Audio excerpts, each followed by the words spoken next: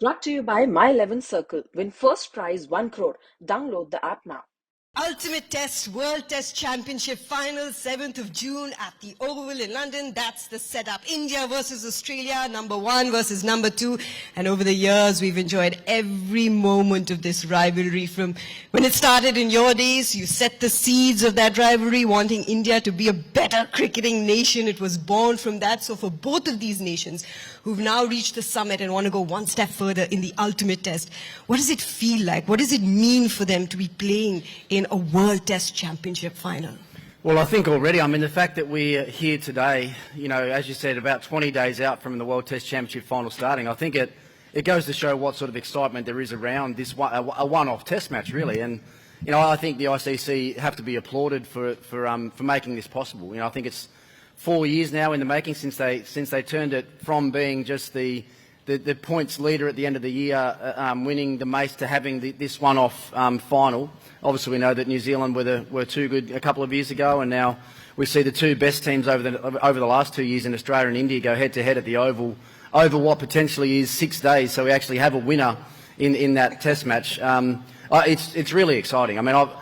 We've got here at the moment, we've got Delhi Capitals have a last game tomorrow. I then fly straight back home. I've got about a week and a half at home, but I can't wait to get back to London to commentate on the game, and then obviously I'll be there for the Ashes after that. But you also touched on this rivalry between these two teams. This won't just be an everyday, ordinary Test match. There's a lot more on the line here. Both teams will want to be recognised as being the best test team in the world over these last couple of years. So, it's fantastic to think that you have Australia and India playing in a neutral venue in a one-off test, and the winner will be holding that thing up at the end. I think it becomes ultra exciting.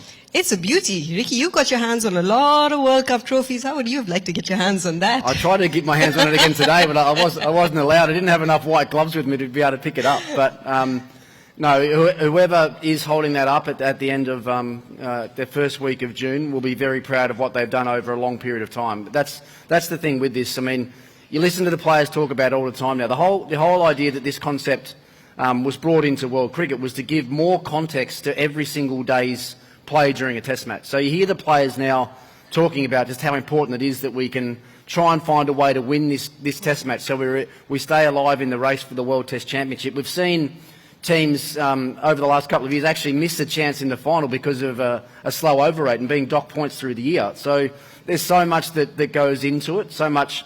You think about every test match you play is 1 week's work. You do a few days of preparation, you play for 5 days to hopefully get a result to give yourself a chance to play in a final like this one. So there's a lot of hard work gone into it, and as I said, whoever is good enough to be standing up there at the end of the day and hold that trophy up will be very, very deserving of it. And sometimes that hard work is just reserved for those sessions. I just take you back to yesterday. We all saw Virat Kohli score his 60, 20, IPL 100. And in the post-match, he said, I didn't play those fancy shots. I stuck to my guns because Test cricket is around the corner. So that process has already permeated through the players, that 2 years of hard work. And as an extraordinary captain yourself, from a captain who builds a team for these last 2 years to ultimately reach that goal of getting your hands on this, what has that process been like for both India and Australia? Yeah, well, you'll hear even the players. So I've had Mitchell Marsh and David Warner here with me at the Delhi Capitals, and you think right through this IPL, Cameron Green's in Mumbai and all the Indian players that are obviously here playing, even their training would have changed over the last couple of weeks. They'll be training differently. They won't be just thinking about the next IPL game they play. Some of their bowlers will be on workload management, yeah, to make sure they've got enough overs under their belt to be ready to play a test match. So that's, we talk about preparation and planning. I'm sure there's been, to get to this point, there's been 2 years of test cricket anyway, but then once you've actually made it to the final, then all the planning starts.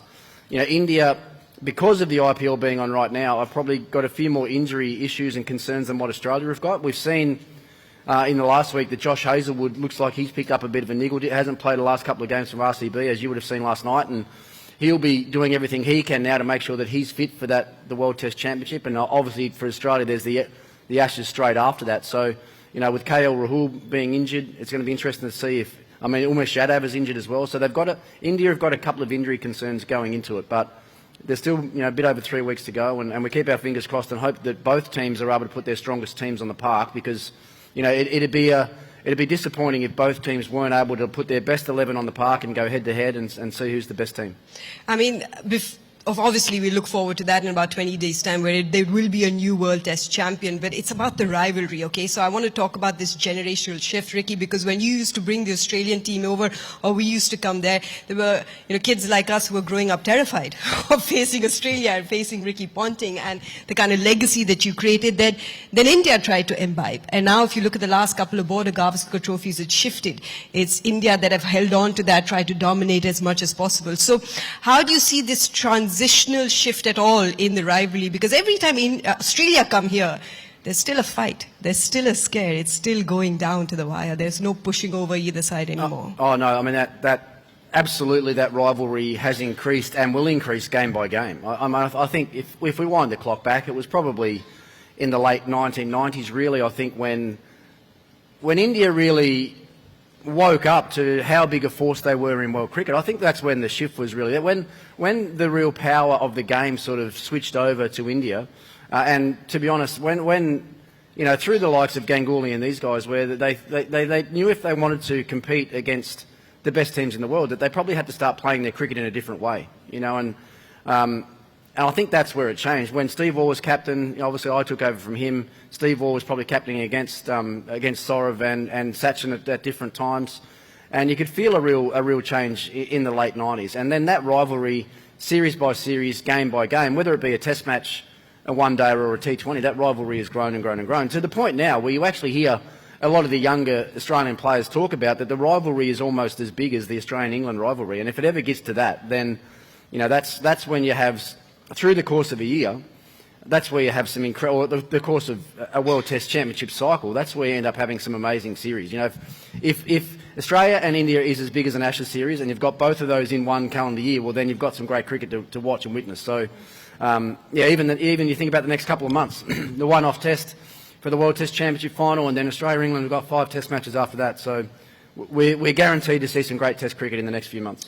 With all due respect, we do love the Ashes. We relish watching that rivalry. If you ask any Indian here right now who are India's greatest test rivals, they will say Australia. So for us, that's a big deal as far as Indians are concerned. But it's about the skill set, right? If you think about it. Over the years, Indian batters went to Australia and learned how to play the bounce a little bit. Over here, you have, like let's say a Cameron Green who excelled in Indian subcontinental conditions. Mitchell Starc recently came here in the one-day series and, found a little bit of his groove back. But we're talking about a neutral venue. We're talking about the oval that is supposed to take away home conditions. So the neutral venue factor, how much does it play into a World Test Championship final?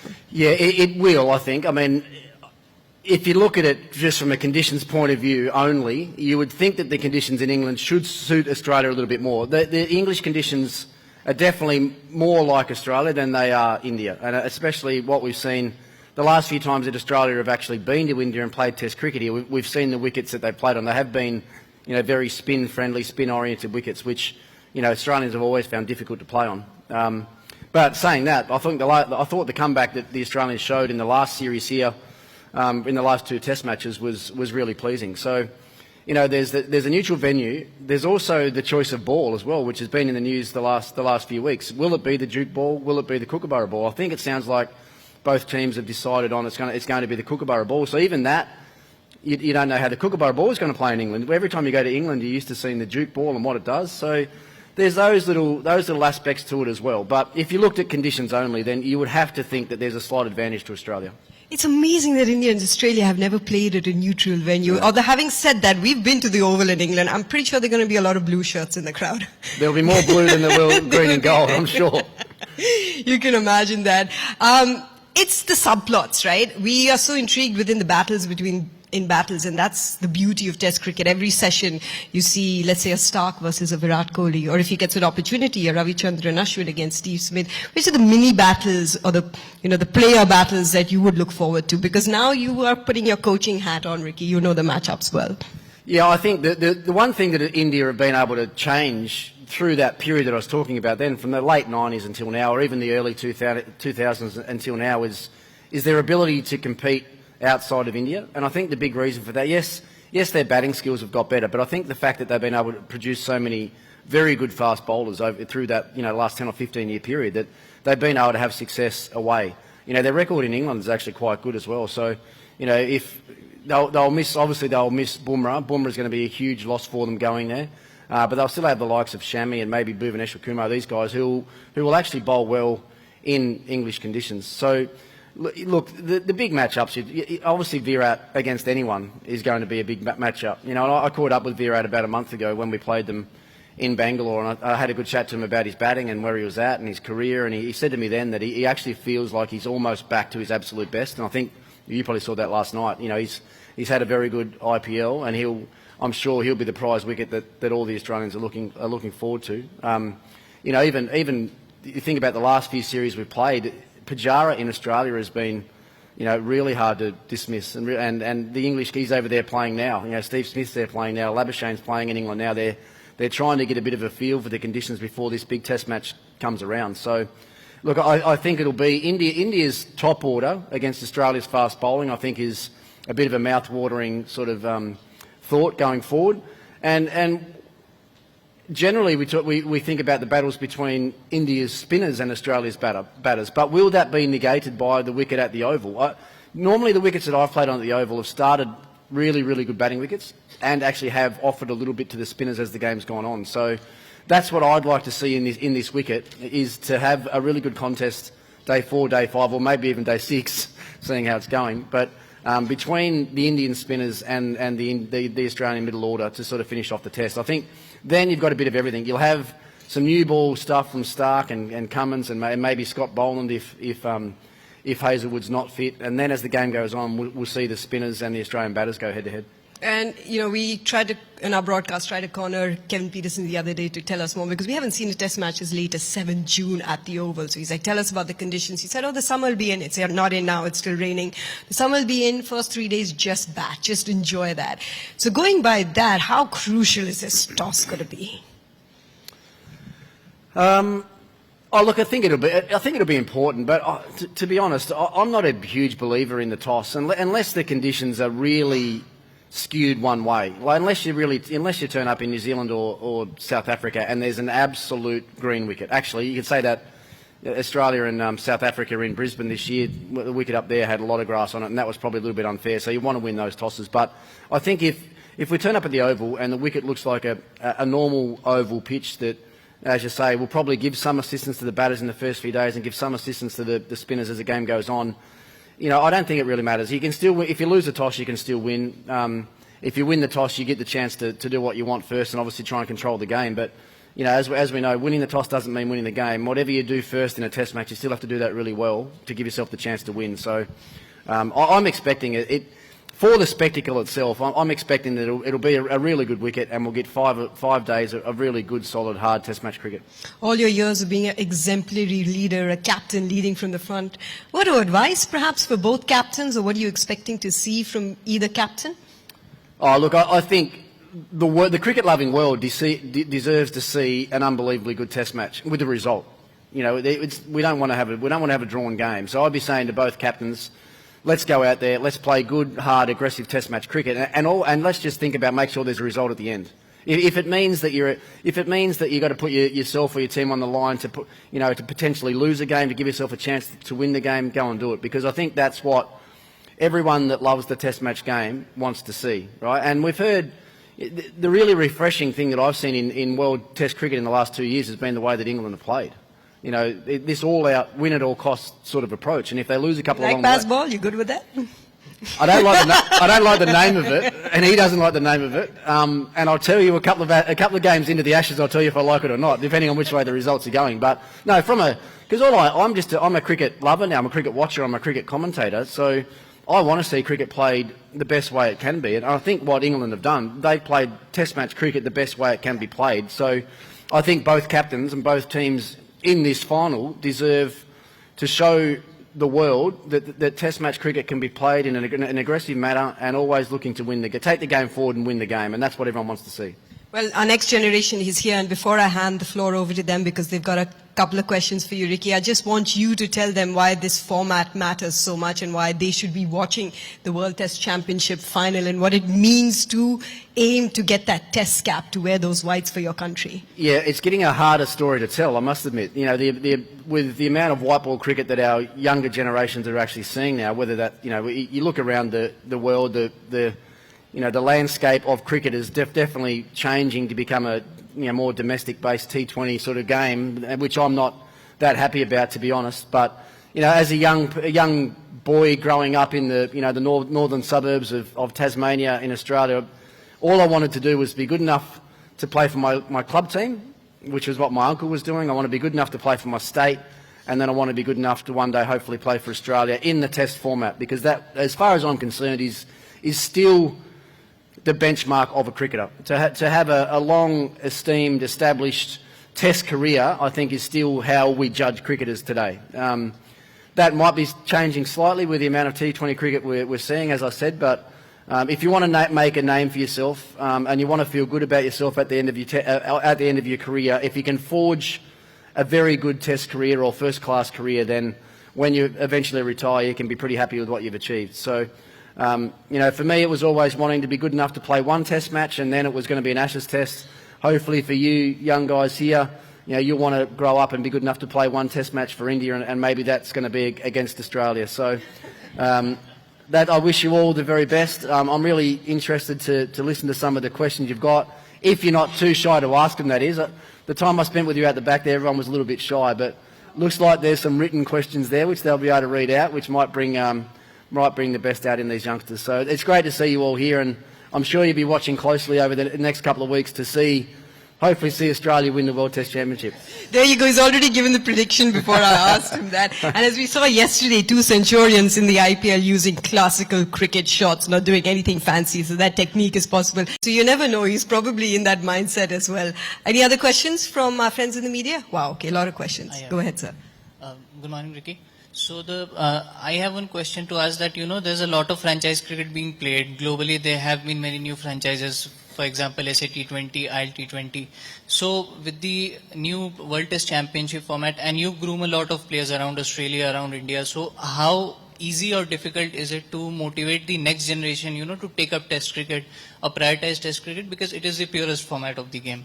So that's my question. Yeah, I think that question, has a different answer in different countries. I think it's becoming increasingly difficult to groom youngsters in the Caribbean, for instance, to want to actually chase the dream of playing Test cricket for obvious reasons. Their payment system in the Caribbean to play for their country compared to what some of their players can earn to play domestic comps around the world, it just doesn't match up. Sri Lanka will be the same, Bangladesh will be the same.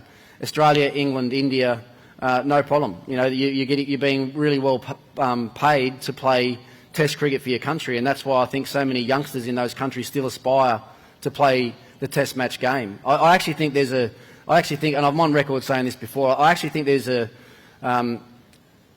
role to play for the ICC here, I think, in trying to spread out and make the payments a bit more even across international Test match cricket to attract these players from different countries to want to play for their country. So I know that, and that's something that's being spoken about at a very high level at the ICC to help that. But, I think in India, from what the feeling I get is that most of these young kids in the room here aspire to wearing that baggy blue cap and play Test match cricket for India. I know in Australia, the young kids in Australia still definitely want to wear the baggy green cap and play Test cricket for their country. So, but other countries is probably not quite the same. Just time for 2 more questions. I request you to keep this on the World Test Championship final. Ma'am, go ahead. You can ask first and you can ask the second question. You have seen few legendary Indian captains from Saurav Ganguly to MST, now Rohit Sharma. So how would you assess Rohit as a captain when you compare him with those? Look, I know Rohit really well. I had a chance to play with Rohit. I had a chance to coach Rohit. I was the one that actually gave Rohit Sharma his first chance to captain a team when I stepped down as a player at the Mumbai Indians, and I was pretty much the one that single-handedly selected Rohit to become the Mumbai Indians captain. Mumbai Indians will thank you for that. Yeah. It's made it harder for me because I've had to coach against him the last couple of years. But No, look, I really respect Rohit as a person. I respect what he's done as a player. The hardest thing for anyone on the outside to do is to judge a captain by what we see on the field, because so much of the captaincy work is done off the field. It's not about a field change. It's not about a bowling change. It's not about how he sets his batting order. It's how he interacts with his players, both on and off the field. But I would say, you know, more than 50% of captaincy is done off the field, and how you interact, how you get the best out of your players, how you understand their personalities and bring the best out of them and allow them to go on the field and be the best version of themselves that they can be. So knowing Rohit like I do, I know the sort of person that he is. He's a very caring person, and he'd be making sure he's caring about his cricket team in the best way that he can. And if you do that, then you generally get good performance out of your players. So, last question. Ricky, obviously in Rishabh Pant you have an X-factor player. He won't be there at the Oval. So considering that, do you think someone like a Surya Kumar Yadav should have been in the squad? Is he not in the squad? He's in the potential reserves. Yes, he Yeah, can. yeah, he's been added, right? Yeah. Yes, but I think there's another X-factor that's just been added. Ish Kishan's been added in there as well. That if you look at the way that he plays, he's probably the most like Rishabh Pant, I think, and his potential to keep and potential to bat in the middle order. And if they do play those guys, I think they should be given the right to go out and play that really aggressive brand, play their way, because I think that's the best way that India are going to achieve a result is by being a bit more adventurous with the way that they play. And I think Australia will try and do the same thing. I think Australia will play an aggressive brand of cricket to give themselves the best chance of winning. So, yeah, that's what I'm saying with India. That with the few little injury issues they've now got a few different ways that they can go with finalising, particularly their batting lineup. Because before KL's injury, I was asked before I came away, I had KL Rahul playing in that game. I'm not sure what the selectors were thinking, but I had him in. So now that he's not there, they're going to have to make a decision on the keeper. Do they keep Bharat there, or do they bring Ish Kishan or someone like that into the team? I know. Questions. Finally. So, you're going with Australia? Oh, I'd have to. Yeah, I know. Okay, so It does. I must admit, it does make it a little bit harder sitting here in front of 100 in India pressure, and then saying that I'm going to go for Australia. But no, look, I'm going more because of the condition. If this game was played in India, then I would say it was going to be a really hard game for Australia to win. Yeah. If this game was played in Australia, I would say that Australia would be the heavy favourites. But the fact that it's played in England, I think probably brings both teams a little bit closer together. We don't know what the conditions are going to be like, but I've just got a feeling that, well, having played at the Oval a fair bit, I think the conditions will be much more similar to an Australian wicket than it'll be to an Indian wicket. Therefore, I'm giving a slight advantage to Australia. So let me evolve that question a little bit to just open it out, the options for you. The player to watch in this World Test Championship final. At the Oval, it'll be a batsman. Well, look, going into the game, if I look at the top orders from Usman Khawaja is probably the most informed batsman from the Australian summer. He's going to be fresh and ready to play. I'll say him. People would have expected me to say Smith or Labuschagne or Kohli or Rohit, but I'll go a little bit left field and I say that Usman Khawaja could hold the key to Australia's win as an opening batsman, getting his team off to a good start. I'll go for him. Thank you so much, Ricky, for joining us for this curtain raiser for the ICC World Test Championship between the two best sides, between a raging rivalry, India-Australia, to be played at the Oval on June 7th, all for this coveted trophy, which is extraordinary. It is the World Cup of Cricket. Thank you so much, our friends in the media, as well as the youngsters, the next generation of Indian cricket, for joining us. I request you now to please join us for lunch, which will be served outside. Thank you so much. And match से जुड़े आपके हर सवाल का हम देंगे जवाब। जानने के लिए हर update, live analysis, special interviews, download कीजिए स्पोर्ट्स तक ऐप।